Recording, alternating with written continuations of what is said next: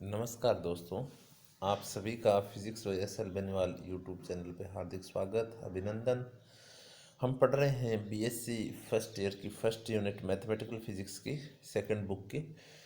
इस यूनिट में मैं आपको डाइवर्जेंस एंड ग्रेडियंट के बारे में बता चुका हूँ। इससे पूर्व वीडियो में मैं आपको डाइवर्जेंस के बारे में विस्तार पूर्वक चर्चा कर चुका हूँ कि डाइवर्जेंस क्या होता है, गाउस का डाइवर्जेंस प्रमेय क्या होता है, उसके अलावा डाइवर्जेंस की परिभाषा, इसका फिजिकल सिग्निफिकेंस एंड इसका कार्टेशियन कोऑर्डिनेटेड सिस्टम में मान, इस पे न्यूमेरिकल और आपका गॉस का डाइवर्जेंस प्रमेय, ये सब मैं अध्ययन आपको करवा चुका हूँ।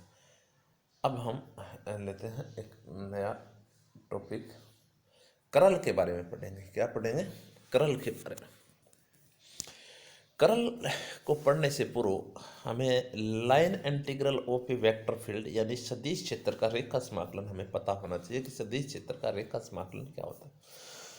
अब जो लाइन इंटीग्रल है उस इंटीग्रल का अदर जो नेम है वो पाथ इंटीग्रल भी बोल देते हैं, इसको कर्व इंटीग्रेशन भी बोल देते हैं, जो भी है आपकी कि curve integration of A vector field, path integration of A vector field, ये क्या होता है। देखिए मैं आपको यहाँ पे डेफिनेशन बता रहा हूँ, गौर से देखना।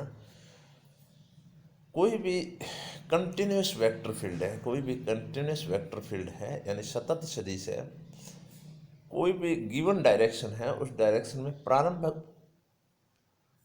प्रारंभ व अंतिम स्थितियों के मध्य जो समग्र प्रभाव ज्ञात करने के लिए जो आपका क्वांटिटी है उसका क्या किया जाता है, उस डायरेक्शन में समाकलन किया जाता है, जिसे गणितीय भाषा में हम क्या कहते हैं, रेखीय समाकलन कहते हैं या लाइन इंटीग्रल कहते हैं।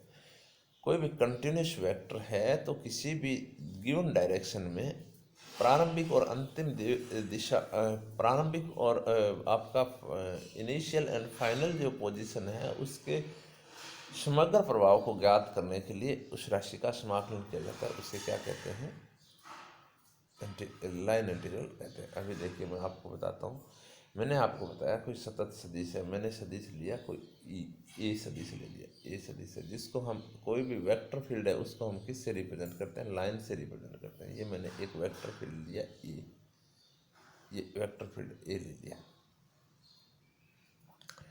इसमें मैं ये एक पॉइंट लेता हूँ, इस वेक्टर फील्ड में कोई दो पॉइंट लेता हूँ। वेक्टर फील्ड आपका कंटिन्यूस है जिसमें ए पॉइंट लिया मैंने ए और दूसरा लिया इस वेक्टर फील्ड में बी। यहाँ से यहाँ तक इस वेक्टर फील्ड में ए क्वांटिटी का संपूर्ण जो प्रभाव है वो ज्ञात करने के लिए इसका क्या करते हैं? समाकलन करते हैं। इस समाकलन को किस नाम से जाना जाता है? लाइन इंटीग्रल के नाम से जाना जाता है। अब देखिए मैं क्या करता हूँ, यहाँ पे एक छोटा सा एलिमेंट, लेंथ एलिमेंट लेता हूँ, डेल एल लिया मैंने। इस पॉइंट पे जो ए का मान है, इस पॉइंट पे जो ए का मान है वो मैं मान लेता हूँ ए1। क्या मान लेता हूँ? ए1। और इसकी डायरेक्शन भी आपकी डी एल के अकॉर्डिंग, ठीक है। ए अब देखिए ए एंड डी एल का जो मल्टीपल होगा, A one and dot D L one कह देते हैं इसको, डी एल वन, यानी अल्पांश और वेक्टर फील्ड का जो स्केलर प्रोडक्ट होगा वो ये होगा। इसी प्रकार इससे अगला जब लेंगे तो उसका अगला एलिमेंट मैं ले लेता हूँ A two plus del L to.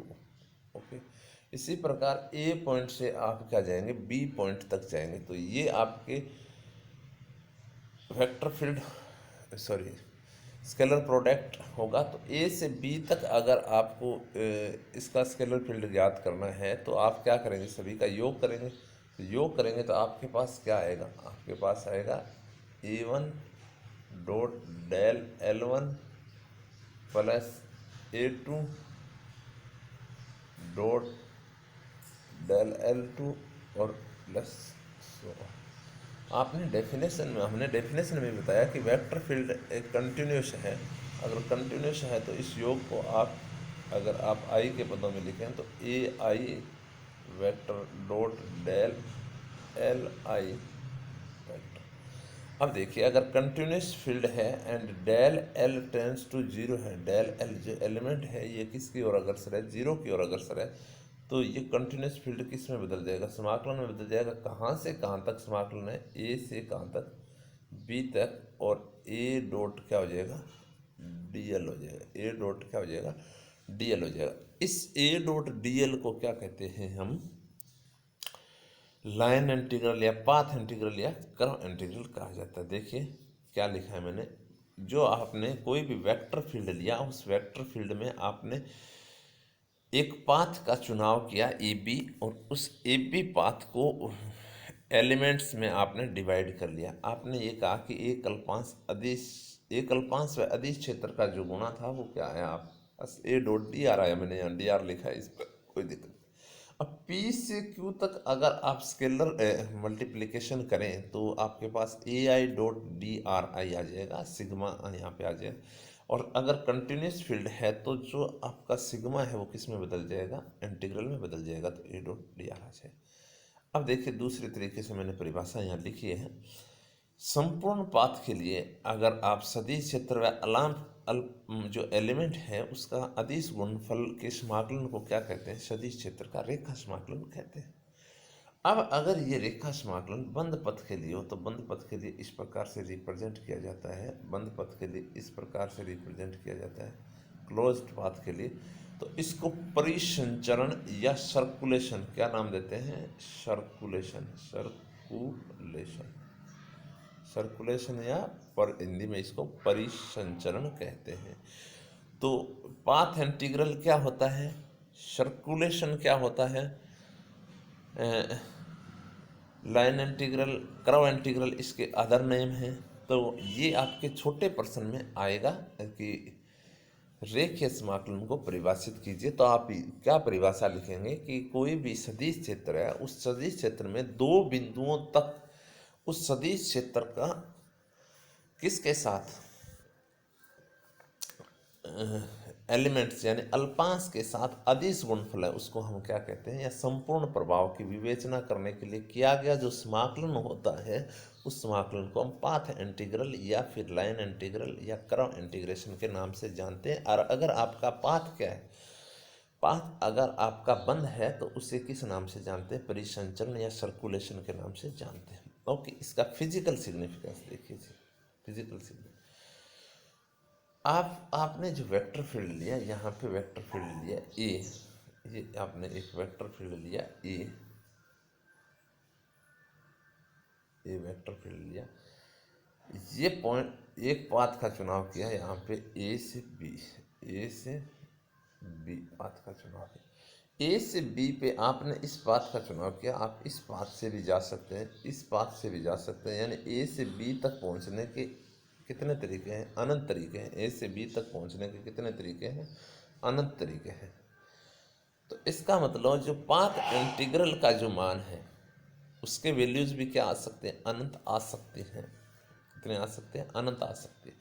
अब यहाँ इनिशियल एंड फाइनल पोजीशन पे अगर आप बात करें कि इसके अनंत हो सकते हैं मान, तो इसका फिर क्या मीनिंग क्या हुआ, क्या मतलब क्या हुआ कि अगर आपका पाथ इंटीग्रल इस पाथ पे डिपेंड ही ना हो, प्रत्येक पाथ के लिए इसका मान क्या है, समान है, प्रत्येक पाथ के लिए इसका मान क्या है, समान है। इस प्रकार का जो क्षेत्र होता है उस क्षेत्र को क्या कहते हैं, संरक्षित क्षेत्र या कंजर्वेशन फील्ड कहा जाता है। किस प्रकार का क्षेत्र होता है, कंजर्वेशन फील्ड। तो हम पाथ इंटीग्रल अगर आपका किस पे डिपेंड ना हो, पाथ पे डिपेंड ना हो, केवल फाइनल एंड इनिशियल पोजीशन पे ही डिपेंड हो, तो इस प्रकार के जो क्षेत्र होते हैं उस क्षेत्र को क्या कहते हैं, अपने संरक्षित क्षेत्र कहा जाता है। और अगर ये पाथ पर निर्भर है, अलग अलग पाथ पे इसकी वैल्यूज अलग अलग आ रही है, तो इसका मतलब वो किस प्रकार का क्षेत्र है, आपका नॉन कंजर्वेटिव फील्ड है, यानी असंरक्षित क्षेत्र है। किस प्रकार का क्षेत्र है, असंरक्षित क्षेत्र है। अब देखिए एक उदाहरण आपका, जो आपका इलेक्ट्रिक फील्ड है, कोई भी पॉइंट चार्ज के कारण, अगर कोई point charge plus Q charge लो, इस चार्ज के कारण अगर आप क्या लें, इलेक्ट्रिक फील्ड अगर आप बनाएं तो इलेक्ट्रिक फील्ड ये है, ये इलेक्ट्रिक फील्ड ये है, जिसको हम क्या बोलते हैं, इलेक्ट्रोस्टैटिक्स फील्ड बोलते हैं, यानी स्थिर विद्युत क्षेत्र बोलते हैं, स्थिर विद्युत क्षेत्र। तो किसी भी धन आवेश या ऋण आवेश के कारण उत्पन्न स्थिर विद्युत क्षेत्र एक संरक्षित क्षेत्र का उदाहरण होता है, अर्थात इसका पाथ इंटीग्रल होता है वो किसके बराबर होता है, शून्य के बराबर होता है। पाथ इंटीग्रल सॉरी इसका जो पाथ इंटीग्रल है वो किस पे डिपेंड नहीं करता है, पाथ पे डिपेंड नहीं करता है। और इसके अलावा दूसरा, मैं अगर दूसरे तरीके से इसकी बात करूं तो अगर आप इसको क्लोज्ड लूप के अंदर ये सर्कुलेशन है तो final and initial position same है, तो इसके लिए सर्कुलेशन अगर बात करें आप ई डॉट डी एल की बात करें, ई डॉट डी एल की बात करें तो उसकी वैल्यूज किसके बराबर आएगी, जीरो के बराबर आएगी। अर्थात अगर किसी भी फील्ड के लिए सर्कुलेशन का मान अगर जीरो है, सर्कुलेशन का मान जीरो है, इसका मतलब वह क्षेत्र किस प्रकार का क्षेत्र है, कंजर्वेटिव क्षेत्र है या कंजर्वेटिव फील्ड है। और अगर इस पाथ इंटीग्रल का मान नॉन इक्वल टू जीरो होता तो ये किस प्रकार का क्षेत्र होता, नॉन कंजर्वेटिव फील्ड होता। तो इसका फिजिकल सिग्निफिकेंस लाइन इंटीग्रल का ये है कि अगर आपका सर्कुलेशन जीरो है तो वहाँ पे जो फील्ड है वो कंजर्वेटिव, और अगर सर्कुलेशन नॉन जीरो है तो फील्ड है वो क्या है आपका, नॉन कंजर्वेटिव है। ओके, तो ये आपका इसका पाथ इंटीग्रल का आपका फिजिकल सिग्निफिकेंस है। अब कर्ल क्या होता है, सदिश क्षेत्र का कर्ल। यहाँ पे तीन चीज़ें आई हैं। देखो इस चैप्टर में मूल रूप से आपको अगर देखें तो एक आपने पढ़ा है डाइवर्जेंस, डाइवर्जेंस, एक आपने पढ़ा है ग्रेडियंट, एक आपने ग्रेडियंट, और तीसरा है कर्ल। इसके हिंदी शब्द भी आपको ध्यान होने चाहिए थोड़ा, हिंदी शब्द। कर्ल का मतलब होता है परिघूर्णन या घूर्णन कह दें आप, परिघूर्णन मैंने लिखा है यहाँ परिघूर्णन, ताकि थोड़ा सा परिघूर्णन। और डाइवर्जेंस का मतलब होता है अपसरण,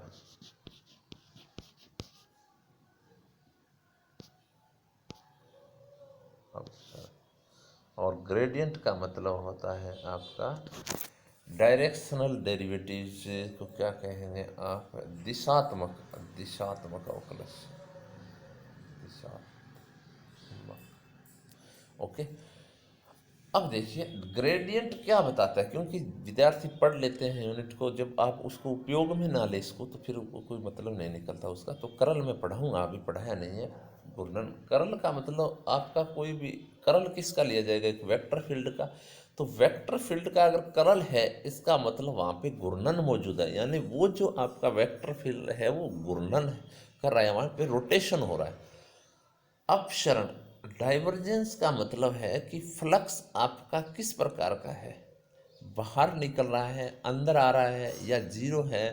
तो ये सब डाइवर्जेंस से पता चलता है, फ्लक्स के बारे में हमें डाइवर्जेंस से। और ग्रेडियंट हमें दिशा बताता है, यानी directional changes of a scalar quantity in given particular direction क्या होता है, ग्रेडियंट होता है आपका। ठीक है, तो अब हम तीसरा पॉइंट इस चैप्टर में लेके आए कर्ल में। बार बार आपको तीनों चीज़ों के बारे में बता रहा हूँ, ग्रेडियंट, डाइवर्जेंस एंड कर्ल, इसमें पढ़ेंगे। मैथमेटिकल फिजिक्स, मैथमेटिकल की बुक में भी आप पढ़ेंगे पूरे विस्तार से इन सभी को। अब देखिए क्या डेफिनेशन है आपकी घूर्णन की, सदिश क्षेत्र के परिघूर्णन की या सदिश क्षेत्र के कर्ल की, या इसकी डेफिनेशन देखिए। कोई भी सदिश क्षेत्र है, कोई भी वेक्टर फील्ड है, उस वेक्टर फील्ड का एक यूनिट एरिया में जो आपका लाइन इंटीग्रल होता है उसको सदिश क्षेत्र का कर्ल कहते हैं। अब कई बुकों में ये भी लिखा हुआ मिल जाएगा आपको, किसी सदिश क्षेत्र में जो यूनिट एरिया का जो मैक्सिमम रेखा समाकलन है उसको सदिश क्षेत्र का क्या कहते हैं, कर्ल कहते हैं। सदिश क्षेत्र का क्या कहते हैं, कर्ल। कर्ल आपकी वेक्टर क्वांटिटी है, ग्रेडियंट आपकी वेक्टर क्वांटिटी है, डाइवर्जेंस आपकी स्केलर क्वांटिटी है। तो मैंने डाइवर्जेंस में किसी प्रकार की दिशा का जिक्र नहीं किया। अब देखिए यहाँ पे डायग्राम से अगर मैं थोड़ा सा समझाऊँ इस बात को तो आपके अच्छा समझ में आएगा। मैंने आपको कोई भी एक वेक्टर फील्ड लिया, कोई भी वेक्टर फील्ड है आपका जिसको मैं लाइन इंटीग्रल से रिप्रेजेंट कर रहा हूँ। अभी गौर से देखेंगे आप, ये लाइन इंटीग्रल से यहाँ पे मैं एक पॉइंट P लेता हूँ, यहाँ पे मैं एक पॉइंट P लेता हूँ, ये आपका वेक्टर फील्ड लिया। इस P को परिबद्ध करता हुआ, इस P पॉइंट को परिबद्ध करता हुआ मैं एक एरिया लेता हूँ DA। क्या लेता हूँ मैं, एक एरिया DA लेता हूँ। ओके, इस डी ए की डायरेक्शन होगी वो इसके परपेंडिकुलर होगी, डी ए की डायरेक्शन इसके परपेंडिकुलर होगी। अब इस पी पॉइंट में मैंने एक छोटा सा element D A, element area लिया डी ए। अब इस पी को परिबद्ध करता हुआ कोई एक पाथ लेता हूँ, ये पाथ मैंने लिया, परिबद्ध करता हुआ एक पाथ ले लिया। अब इस पाथ का अगर इंटीग्रल देखें तो इस पाथ का इंटीग्रल, अगर इस क्लोज पाथ का देखेंगे आप तो ये जो आएगा वो ए डॉट क्या आएगा, डी एल आएगा, ए डॉट क्या आएगा, डी एल आएगा।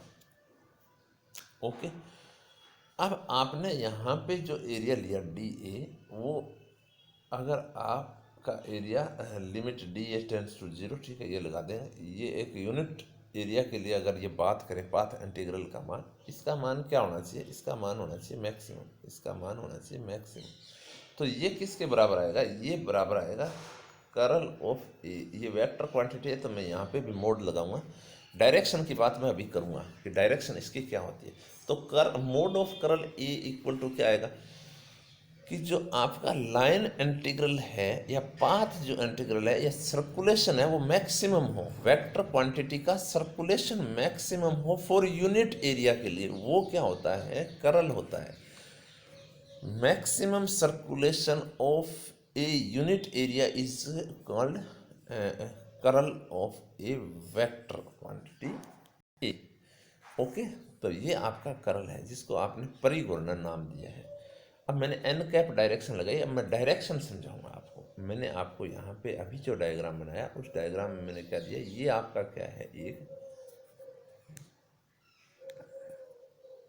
ये डायग्राम आपका ये है, ये फील्ड है, इसमें मैंने आपको ये पी पॉइंट हमने लिया था, पी पॉइंट, इसके चारों ओर ये डी ए परिबद्ध करता हुआ, क्योंकि सारी चीज़ें आपके आने चाहिए, तो ये मैंने एक ठीक है, ये सर्कुलेशन आपका पाथ है, ठीक है। अब जो सर्कुलेशन के जो आपके कर्ल की जो डायरेक्शन होगी, जो आपका सर्कुलेशन मैक्सिमम हो रहा है उस तल के आपके लंबवत होगी, परपेंडिकुलर होगी, उस तल के क्या होगी, परपेंडिकुलर, अर्थात जो डी ए अल्पांश की जो डायरेक्शन है उस अल्पांश की डायरेक्शन है अकॉर्डिंग होगी। परंतु आप सही शब्दों की अगर बात करें तो मैक्सिमम जो सर्कुलेशन है उस सर्कुलेशन का जो तल है उस तल की क्या होगी, परपेंडिकुलर होगी। ओके, तो ये इसका क्या होता है, डायरेक्शन। तो ग्रेडियंट की डायरेक्शन तो मैक्सिमम चेंज होता है, जो लेवल सरफेस है उस लेवल सरफेस से अगले लेवल सरफेस से जाएंगे तो वो डायरेक्शन जिस पे चेंज क्या हो, मैक्सिमम हो, वो डायरेक्शन होती है। जबकि यहाँ पर जो सर्कुलेशन हो रहा है वो मैक्सिमम किस पाथ के अकॉर्डिंग हो रहा है, जिस पाथ के अकॉर्डिंग मैक्सिमम हो रहा है उस तल के उस सरफेस के क्या होगी, परपेंडिकुलर डायरेक्शन होगी, एन कैप के अकॉर्डिंग होगी। ओके, तो ये आपका इसकी डायरेक्शन है। आज के लिए इतना ही। नेक्स्ट वीडियो में मैं आपके लिए दो चीज़ें लेकर आऊँगा, कर्ल का सिग्निफिकेंस, फिजिकल सिग्निफिकेंस क्या है, एंड इसका कार्डिनेट कोऑर्डिनेट सिस्टम में इसका मान क्या होता है। आज के लिए इतना ही, धन्यवाद।